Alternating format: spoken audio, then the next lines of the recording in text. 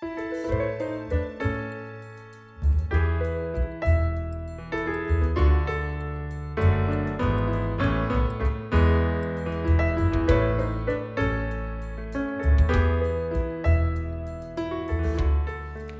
est maintenant rendu à la présentation des tests que j'ai faits en voulant changer les paramètres, donc en sachant très bien que j'allais ne pas réussir. Vous vous souvenez, dans la description des paramètres, je vous ai dit que lorsqu'on est capable de changer un paramètre et donc de savoir qu'on ne réussira pas notre pain, c'est qu'on a vraiment bien compris tous les impacts de ces paramètres-là sur la réussite de notre pain sans gluten. Donc, je vous présente mes tests. Donc, vous voyez qu'ici, on se dit « Wow, on a des beaux pains hauts! » Mais en réalité, mes beaux pains hauts, ils ont recalé. Ils ont vraiment, vraiment recalé. Et il y a vraiment un gros trou qui s'est formé à l'intérieur en les sortant du four à pain. Ils ont recalé pourquoi? Donc, si on se souvient bien, dans ce que j'ai expliqué, un pain qui lève et qui recale à la cuisson, c'est une pâte trop liquide.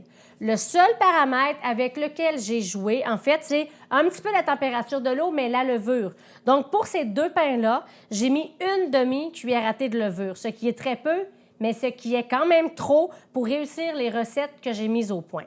Donc, le test ici, numéro 1, on avait une eau à 33 degrés. En ajoutant les œufs, j'ai baissé environ à 25 degrés. Je vais tout détailler mes tests avec les températures, tout ça, dans un fichier PDF. Mais vous voyez, le pain a vraiment recalé. Numéro 6, je n'ai pas mis de sel. Donc, j'ai fait les mêmes choses. Mais vous vous souvenez ce que je disais concernant le sel? Le sel retarde l'action de la levure. Donc, si on décide de diminuer, moi, j'en ai pas mis. Donc, j'ai fait la même chose, mais j'en ai pas mis. Donc, mon pain a vraiment encore plus recalé. Regardez, je vous le montre, là. J'ai vraiment un gros trou. Vous avez sûrement déjà vu ça à la maison. On va les trancher. Vous allez voir qu'on va avoir une mie. Moi, j'appelle ça pas une mie tissée serrée, mais une mie qui va être vraiment plus aérée. Donc, c'est quand même des pains qu'on serait heureux de manger, mais qui ne sont pas réussites totale. Et plus un pain va lever également, regardez ce que ça a donné, des grosses bulles, vraiment des grosses bulles. Il a levé, il a recalé. Je vais aller chercher l'autre qui n'a pas de sel maintenant. Donc, voyez-vous ce que j'ai?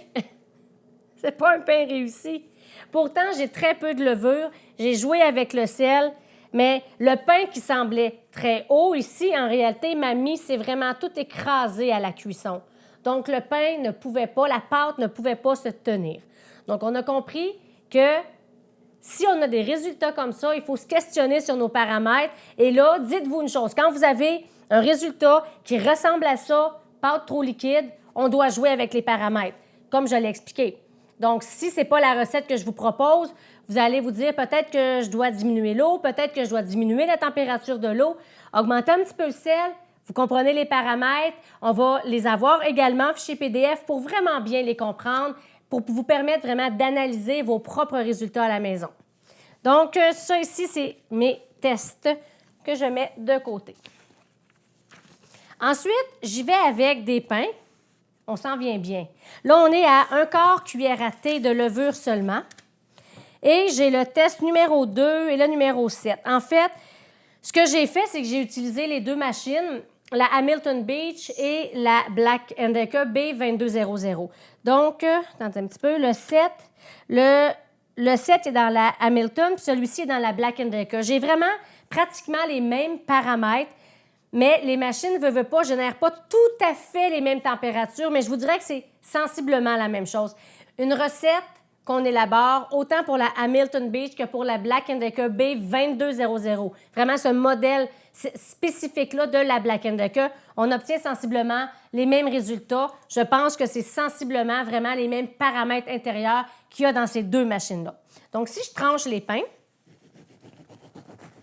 techniquement, je n'aurai pas de trou à l'intérieur. Je vais avoir une belle mie de ce que j'appelle tissé serré. Donc, voilà. Le pain n'a pas recalé et j'ai une toute petite mie. Vraiment toute petite, tissée très serrée. Ça fait vraiment des belles rôties au four.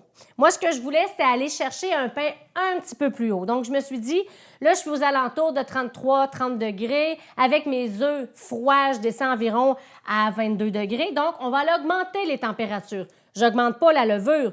Vous avez vu ce que ça donne si j'augmente la levure. Donc, je me suis dit, je garde les mêmes paramètres, la même recette.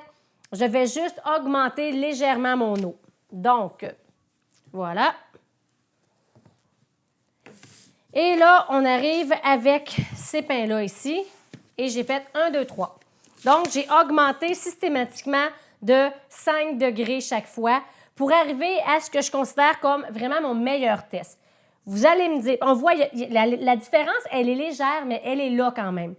Celui-là ici a fait une petite bosse sur le dessus, mais par contre, si on observe, il va être plus rond sur les côtés. Donc, mes tranches sont légèrement plus petites, tandis que celui-là, il est vraiment égal.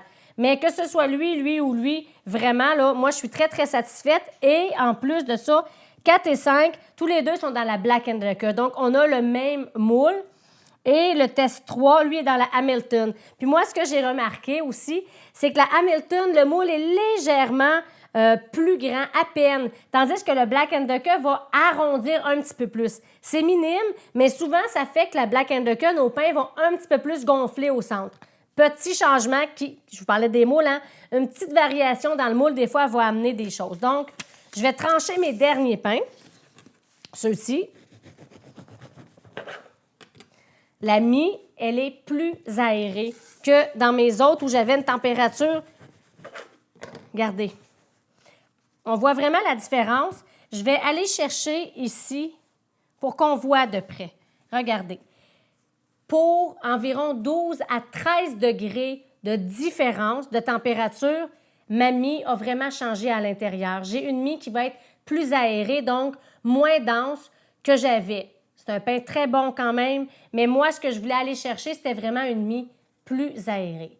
Donc voilà, moi, j'ai réussi ce que je considère vraiment là, la recette là, parfaite, qui fait des belles rôties. Tout le monde l'aime à la maison. Et même les adeptes du pain blanc traditionnel, je vous dirais qu'ils vont l'adorer parce qu'on a vraiment une texture qui est moelleuse. On a vraiment une belle texture, une belle mie pour un pain sans gluten, un pain qui ne s'effrite pas aussi. Ça, c'est bien important. Je travaille avec des ingrédients qui vont faire en sorte que le pain ne s'asséchera pas rapidement. Et dernier test que je voulais vous montrer, je vais vous montrer tantôt en faisant le pain dans la machine à pain qu'on va aller racler les barres de notre mélange quand ça se met à brasser. Parce que sinon, il va y arriver que la farine ne se mélangera pas complètement. Donc, voyez-vous, ici, j'ai vraiment eu de la farine. Je n'ai pas été grattée avec ma spatule. Le pain ne sera pas un échec, mais prendre le temps d'aller vraiment bien racler avec la spatule, ça va faire en sorte que toute la farine va se retrouver dans le mélange. Donc, voilà, c'est les fameux tests de pain pour vous aider encore plus à comprendre visuellement à quel point les paramètres ont un impact sur la réussite de votre pain.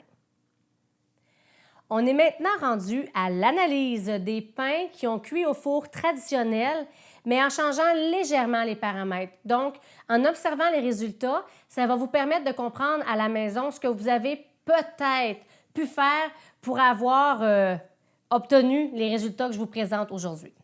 Donc, ici, ce premier pain-là, en fait, ce que j'ai fait, c'est que volontairement, je n'ai pas laissé assez travailler ma première levée.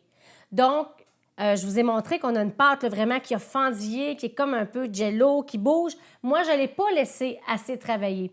Donc, je savais que j'avais une pâte à ce moment-là plus épaisse. Et donc, un risque d'avoir ce que j'appelle une grotte, un décollement de la croûte avec la mie à l'intérieur. On va le trancher pour voir si c'est ce qui s'est produit. Parce que comme je vous expliquais, tout se joue à la première levée. Si on a oublié notre pâte puis qu'elle a un petit peu trop levé, donc qu'on a eu un petit peu trop de développement de levure, il faut juste surveiller ensuite au four plus rapidement parce que la deuxième levée va se faire plus rapidement. Mais à l'inverse, si on n'a pas eu assez de développement de levure à la première levée, alors là, la deuxième levée va être plus complexe et on n'aura pas nécessairement le résultat optimal. Et donc, je tranche et c'est ce que je craignais. Voyez-vous ce que ça donne. On a vraiment un pain qui a manqué de première levée. La pâte ne s'est pas assez liquéfiée. Donc, c'est un échec. Le pain va être bon quand même, mais si vous avez ça à la maison, dites-vous que vous aviez une pâte trop épaisse pour amorcer la deuxième levée. Pour ce pain-ci, ce qu'on a fait, c'est qu'on a vraiment bien fait la première levée, mais la deuxième à peine. Donc, le pain n'était pas prêt. Je vous ai montré tantôt, hein, la pâte qui laisse une légère empreinte est vraiment prête à être cuite. Donc là, on avait vraiment encore une pâte qui rebondissait au toucher et on a décidé d'amorcer la cuisson. Donc, la mie se tient. Je n'ai pas eu de décollement de la croûte, mais j'ai un pain qui est quand même beaucoup plus dense. Et pour terminer, eh bien, le pain qui a eu sa première levée complète et qui a eu ensuite de ça vraiment sa deuxième levée parfaite et on a amorcé la cuisson et je vous montre ce que ça donne à l'intérieur. Et donc là, j'ai vraiment une belle mie. Ce que je veux que vous compreniez par contre, c'est que, voyez-vous ici, le pain, j'ai pas un moule qui est très haut. Donc forcément, ce que je vous expliquais, c'est que le pain sans gluten tient appui sur le moule pour monter. Si j'avais eu un moule vraiment plus haut, ce que j'aurais eu comme résultat, ça aurait été que mes côtés, en fait, mon pain aurait pu lever encore un petit peu plus avant de vouloir aller vers les côtés en amorçant sa cuisson. Mais j'ai quand même un pain, si on regarde lui et lui, qui va être plus haut, qui va avoir une mie qui est moelleuse et tout. Donc, ces paramètres-là sont vraiment importants dans la recette avec le visuel aussi que je vous ai montré. De vraiment comprendre quand une pâte a bien fait sa première levée et quand une pâte, un pain vraiment est prêt à amorcer sa cuisson. Voilà.